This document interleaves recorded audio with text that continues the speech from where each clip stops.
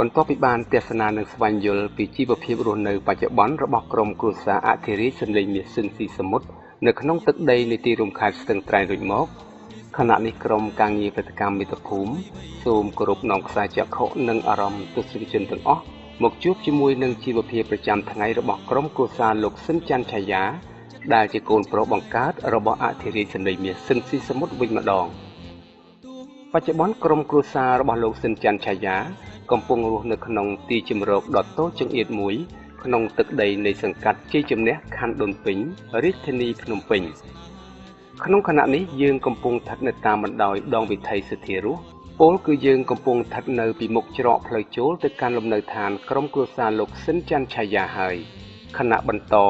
យើងនឹងធ្វើដំណើរចូលទៅក្នុងតាមច្រកផ្លូវនេះក្នុងចម្ងាយប្រមាណជិត50ម៉ែត្រប៉ុណ្ណោះនោះយើងនឹងបានទៅដល់ពីមុខគេហដ្ឋានដ៏តូចមួយរបស់ក្រុមគ្រួសារលោកស៊ិនច័ន្ទឆាយាជាក់ជាមិនខានឡើយនេះគឺជាទិដ្ឋភាពនៃទីជម្រកបច្ចុប្បន្នរបស់ក្រុមគ្រួសារលោកស៊ិនច័ន្ទឆាយានៅពេលដែលបានចូលមកដល់ពីមុខបរិវេណនៃសំណង់គេហដ្ឋានដ៏តូចចង្អៀតរបស់លោកស៊ិនច័ន្ទឆាយាព្រមនោះក្រុមការងារព្រឹត្តិកម្មមាតុភូមិក៏មិនភ្លេចដិតយកនៅទិដ្ឋភាពដ៏ជាក់ស្ដែងនៃទីជម្រកដ៏កំសត់របស់ក្រុមគ្រួសារលោកស៊ិនច័ន្ទឆាយាមកបង្ហាញជូនទស្សនិកជនទាំងអស់ទស្សនាដែរនៅក្នុងក្រុមគ្រួសារនេះមានសមាជិកចំនួន5នាក់ដោយក្នុងនេះមានភរិយារបស់លោកស៊ិនច័ន្ទឆាយាម្នាក់រួមទាំងកូនប្រុសស្រីរបស់លោកចំនួន3នាក់ផងដែរដើម្បីឲ្យបានជ្រាបកាន់តែច្បាស់ថែមទៀតពីស្ថានភាពនៃជីវិតរស់នៅរបស់ក្រុមគ្រួសារបុត្រាបង្កើតរបស់អធិរាជសម្លេងមាសស៊ីនស៊ីសមុទ្រថាមានលក្ខណៈបែបណានោះខណៈនេះខ្ញុំបាទអ្នកធ្វើអត្ថាធិប្បាយសូមគោរពនាំខ្សែចក្ខុនិងអារម្មណ៍ទស្សនិកជនទាំងអស់ទៅជួបជាមួយនឹងបទសម្ភាសន៍មួយរបស់ក្រុមការងារព្រឹត្តិកម្មមាតុភូមិជាមួយនឹងលោកស៊ិនច័ន្ទឆាយាដូចតទៅទស្សនិកជនទាំងអស់ជាទីមេត្រីបន្ទាប់ពីបានទស្សនានឹងជួបផ្ទាល់ជាមួយនឹងលោកយាយខាវថងញុតដែលជាភរិយារបស់អធិរាជសម្លេងមាសស៊ិនស៊ីសមុទ្រនៅខេត្តស្ទឹងត្រែងរួចមកក្នុងពេលនេះខ្ញុំបាទតំណាងឲ្យក្រុមការងារផលិតកម្មមាតុភូមិបាននាំខ្សែចក្ខុនិងអារម្មណ៍ទស្សនិកជនទាំងអស់ធ្វើដំណើរមកជួបជាមួយនឹងបងប្រុសស៊ិនច័ន្ទឆាយាដែលជាបុត្រាបង្កើតរបស់អធិរាជសម្លេងមាសស៊ិនស៊ីសមុទ្របើចង់ជ្រាបច្បាស់ថាស្ថានភាពក្រុមគ្រួសារនិងការរស់នៅរបស់គាត់បច្ចុប្បន្ននេះមានលក្ខណៈយ៉ាងណាខ្លះនោះសូមអញ្ជើញទស្សនិកជនទាំងអស់ជួបជាមួយនឹងបងប្រុសស៊ិនច័ន្ទឆាយាដូចតទៅបាទជម្រាបសួរបងបាទជំរាបសួរអត់ទៅបងសុខថ្ងៃនេះសុខសប្បាយទេបងបាទសុខទុក្ខធម្មតាដូចជាជនទូទាំងប្រទេសកម្ពុជាដែរហើយចំពោះការប្រកបមុខអាជីពជាអ្នកចម្រៀងសប្តាហ៍នេះយ៉ាងមិនដែររីកចម្រើនទេបងក្នុងការប្រកបមុខអាជីពជាអ្នកចម្រៀងសប្តាហ៍គឺថាខំប្រឹងតស៊ូទៅបីយ៉ាងណាក៏នៅតែតស៊ូព្យាយាមជានិច្ចទោះបីមានអាយុច្រើនយ៉ាងម៉េចក៏ដោយគឺថានៅតែប្រឹងដើម្បីជីវភាពរស់នៅបច្ចុប្បន្នសប្តាហ៍បងអាយុប្រហែលដែរបងខ្ញុំចូល49ហើយ49ហើយបង48ជាងជិតចូល49ហើយបងមានបុត្រាបុត្រីអីប្រហែលអ្នកដែរបងកូនមាន3នាក់កូនប្រុស2នាក់និងកូនស្រីពៅម្នាក់ហើយចឹកគ្រួសាររបស់បងគាត់ប្រកបរបរអីដែរបងគាត់គ្មានមិនបានធ្វើអីទេពីឆ្នាំ79គាត់នៅធ្វើការងាររត់ជាមួយខ្ញុំបាទនៅខេត្តកញ្ចេះបាទเป็นការងាររត់ហ្នឹងហើយដល់ពេលខ្ញុំផ្លាស់មកនៅភ្នំពេញហ្នឹងមកគឺថាខ្ញុំបានឲ្យគាត់ឈប់ព្រោះថាតែ2នាក់ប្តីប្រពន្ធតទួកូនទៅរៀនទី1កូនទៅរៀនបញ្ញាចោតធំបំផុតគឺដើម្បីការសិក្សារបស់កូនក៏សមាជិកឲ្យគាត់ឈប់ធ្វើការងារហើយចុះក្នុងចំណោមកូនបង3នាក់ហ្នឹងតើមានម្នាក់ណាមួយឬក៏យ៉ាងម៉េចដែរដើម្បីដូចថាមាននិស្ស័យខាងសិល្បៈកាត់ទៅរកលោកតាស៊ិនស៊ីសមុទ្រក្នុងកូនខ្ញុំជឿជាក់ថាសាច់ឈាមជាអ្នកសិល្បៈនៅតែមានតរហូតមកគឺថាមានកូនប្រុសបងច្បងកូនទី1ថាមាននិស្ស័យខាងសិល្បៈហ្នឹងហើយមានធម្មជាតិរបស់កូនក៏មានល្អតែនៅក្នុងការសប្តាហ៍គឺថាក្នុងការព្យាយាមវឹកហាត់ជាបន្តបាទជាមួយនឹងអាជីពជាអ្នកចម្រៀងបច្ចុប្បន្ននេះបងមានច្រៀងជាប្រចាំនៅហាងណាខ្លះដែរបងគឺថាហាងដែលខ្ញុំច្រៀងពីឆ្នាំដែលខ្ញុំផ្លាស់មកនៅភ្នំពេញវាច្រើនណាស់តែចំពោះបច្ចុប្បន្នខ្ញុំនៅជាងនៅហាងសំនៀងមាសដែលជារបស់លោកសុម៉ាច់បាទជាកូនរបស់លោកពូសុម៉ាត់បាទអញ្ចឹងបងអាចរៀបរាប់ពីការប្រកបអាជីពចម្រៀងរបស់បងពីដំបូងរហូតមកដល់បច្ចុប្បន្ននេះបានទេបងក្នុងខ្ញុំចង់ជម្រាបពីប្រវត្តិរបស់ក្រុមគ្រួសារខ្ញុំខ្លះក្នុងពេលនេះគឺថាដើម្បីឲ្យទស្សនិកជននិងមហាជនទាំងអស់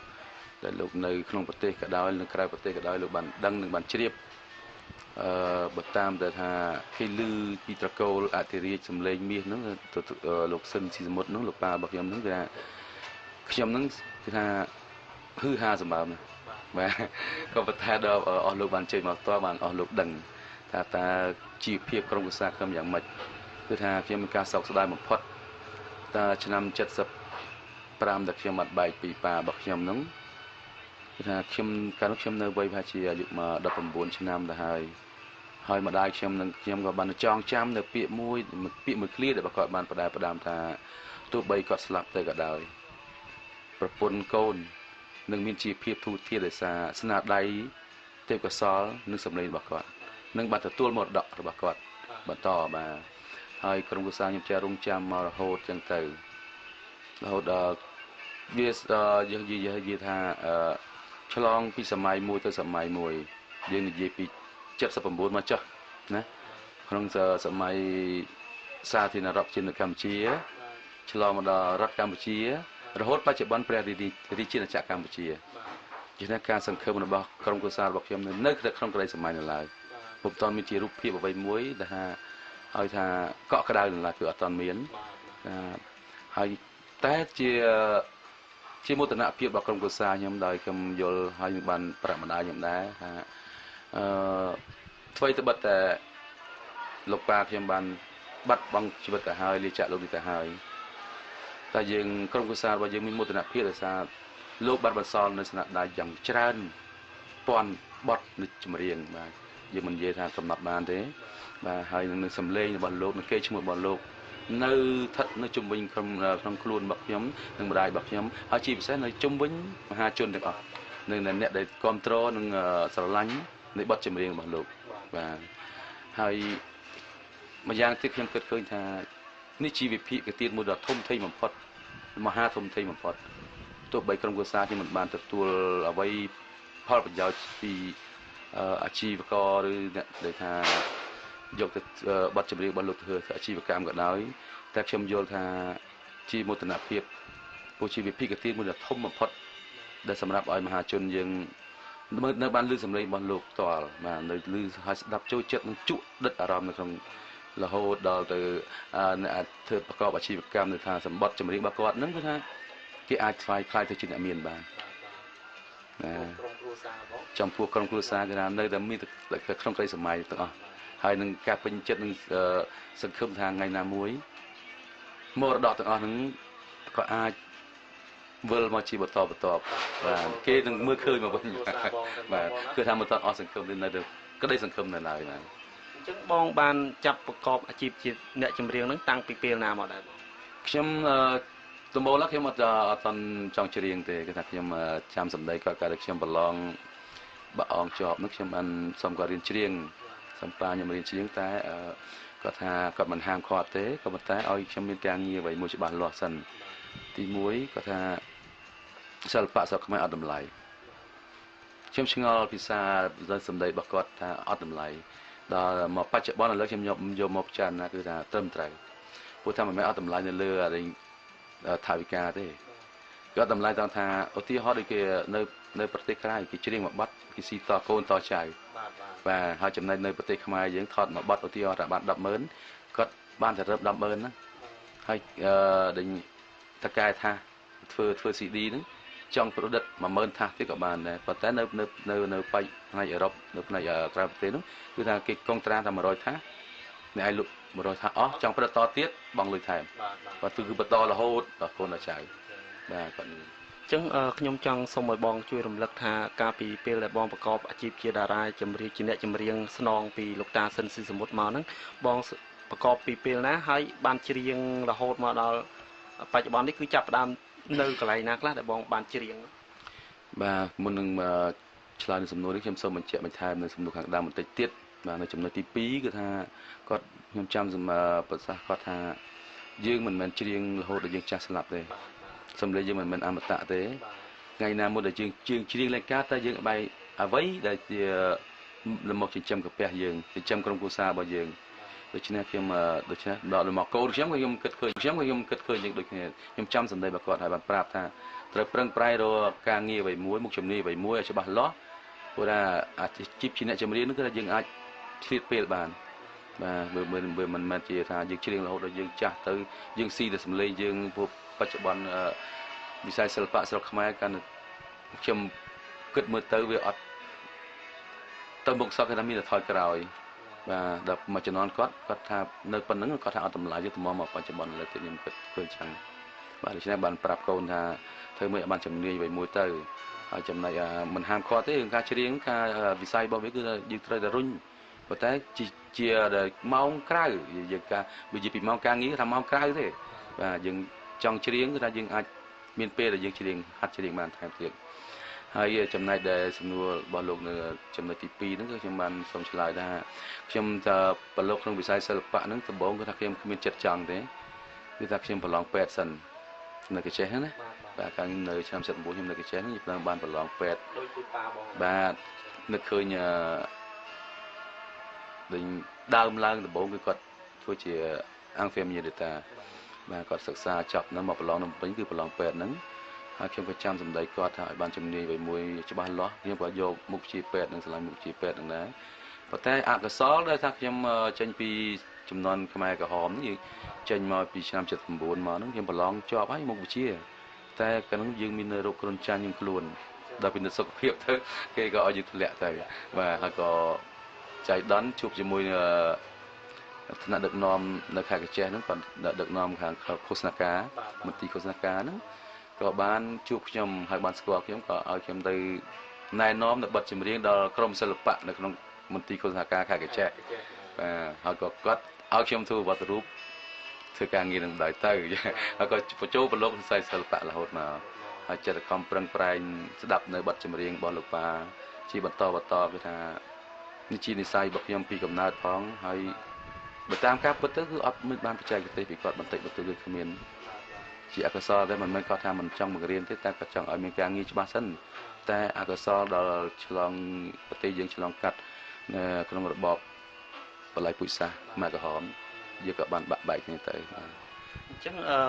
ជាចុងក្រោយនេះខ្ញុំចង់សុំបងមានប្រសាសន៍ផ្ដាំផ្ញើក៏ដូចជាសំណុំពរយ៉ាងណាខ្លះដែរទៅដល់ទស្សនិកជនទាំងអស់ក៏ដូចជាបណ្ដាមហាជនប្រិយមិត្តទាំងអស់ដែលនៅក្នុងប្រទេសក្តីនៅឯនីសមុទ្រក្តីដែលធ្លាប់គ្រប់គ្រងនិងស្ដាប់ចូលចិត្តចម្រៀងរបស់លោកតាស៊ីនស៊ីសមុទ្រដែលត្រូវបានគេចាត់ទុកថាជាអធិរាជសម្លេងមាសដ៏កំពូលរបស់ប្រទេសកម្ពុជាយើងតើបងមានសំណុំពរយ៉ាងណាខ្លះដែរបាទក្នុងបញ្ហានេះគឺក្នុងក្រុមគូសារបស់ខ្ញុំគឺថាខ្ញុំសប្បាយចិត្តណាស់ដែលមហាជនទាំងអស់លោកអ៊ំលោកតាលោកយាយលោកពូលោកមីងបាទដែលបានគ្រប់គ្រងនៅបទចម្រៀងរបស់លោកប៉ារបស់ខ្ញុំហ្នឹងគឺថាក្នុងគ្រួសារខ្ញុំមានមោទនភាពយ៉ាងខ្លាំងបំផុតដូចខ្ញុំនិយាយខាងដើមនេះគឺថាធ្វើត្បិតតែលោកស្លាប់តែក៏ដោយតែសម្លេងរបស់លោកនៅរស់រវើកជុំវិញក្នុងគ្រប់ស្រទាប់វណ្ណៈនៃមហាជនទាំងអស់បាទមិនត្រឹមតែប៉ុណ្្នឹងទេលោកបានបន្សល់ស្នាដៃទុកដល់ជាវិភាគទានដល់ផលិតករផ្សេងនៅក្នុងផលិតកម្មដែលធ្វើអាជីវកម្មនៅលើបទចម្រៀងរបស់គាត់រហូតដល់ក្លាយទៅជាអ្នកមានបាទដូច្នេះគឺថាខ្ញុំអត់មានអីទេគឺថាគាត់ថាសូមឲ្យអស់លោកដែលជាផលិតករជំវិញផលិតកម្មទាំងអស់ហ្នឹងសូមកលេចមើលមកក្រុមគូសាគាត់ផងតែប៉ុណ្្នឹងទេសំណពរតែប៉ុណ្្នឹងបាទហើយមួយផ្នែកទៀតគឺខ្ញុំសំណពរដល់ខាងផលិតកម្មផ្សេងទោះបីធំក៏ដោយតូចក៏ដោយគឺថាបើសិនជាលោកមានបំណងចង់ថែរក្សានៅបទចម្រៀងរបស់លោកស៊ិនស៊ីសមុទ្រដែលសូមមេត្តាថែរក្សាឲ្យបាន 100% បាទហើយ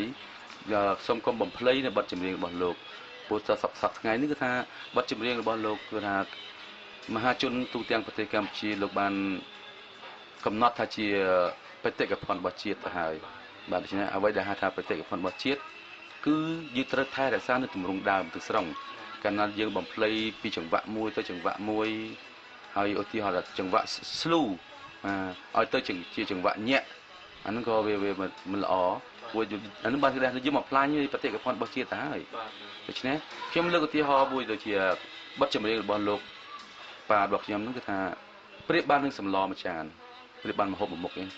ដែលលោកបានឧទាហរណ៍ថាសម្លកកូរមួយចាន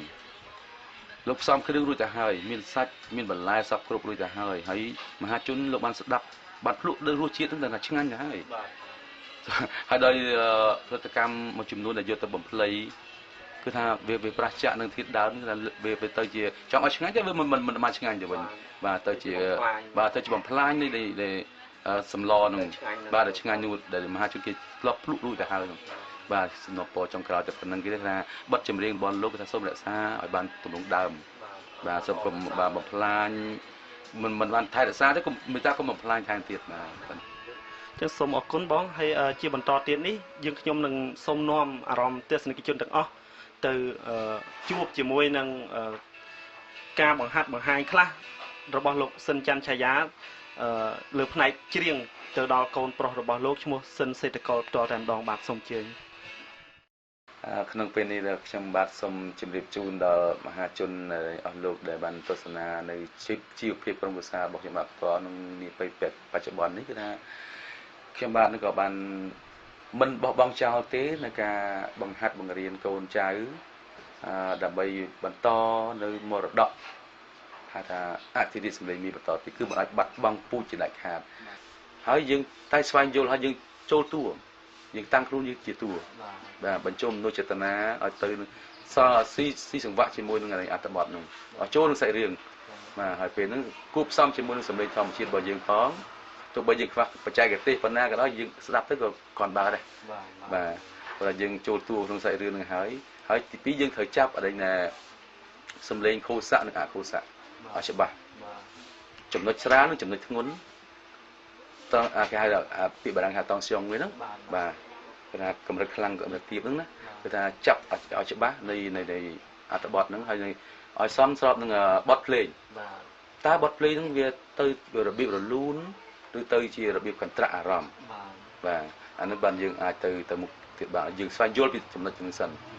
ហើយមកចំណែកទៀតជាចំណុចគប់ផ្សំគឺប្រអប់បទរបស់យើងខ្ញុំសង្កេតឃើញជាច្រើនសិល្បករថ្មីជាច្រើនគាត់ច្រៀងមិនអស់ប្រអប់មកគាត់បើកមិនអស់ទេគាត់នៅលាក់នៅក្នុងកៅអមហ្នឹងនៅក្នុងអត់បើកចេញមកពីពងកអញ្ចឹងបងយកចំណុចទាំងអស់ហ្នឹងគឺយកមកបង្ហាត់បាទដែលខ្ញុំមានបទពិសោធន៍បាទដែលខ្ញុំមានបទពិសោធន៍ផ្ទាល់ហើយក៏ជាការណែនាំរបស់បងរៀនច្បងមួយចំនួនដែលគាត់មានបទពិសោធន៍ពីមុនមកបានប្រាប់ខ្ញុំអញ្ចឹងបាទហើយយកមកបន្តដល់កូនទៀតការពិតខ្ញុំអត់បានទទួលអ្វីពីឪពុកខ្ញុំទេតែខ្ញុំមានបទពិសោធន៍ខ្លួនឯងហើយក្នុងការបទពិសោធន៍របស់ខ្ញុំនោះក៏ជាការណែនាំពីរៀនច្បងដែលពីឆ្នាំ79ដែលគាត់នៅសេះសល់មកនោះបាទជាមិត្តភក្តិរបស់ប៉ាខ្ញុំផ្ទាល់បាទគាត់មកប្រាប់យើងថាយើងចងចាំរហូតទឹកមកបាទឥឡូវនេះសូមអញ្ជើញបង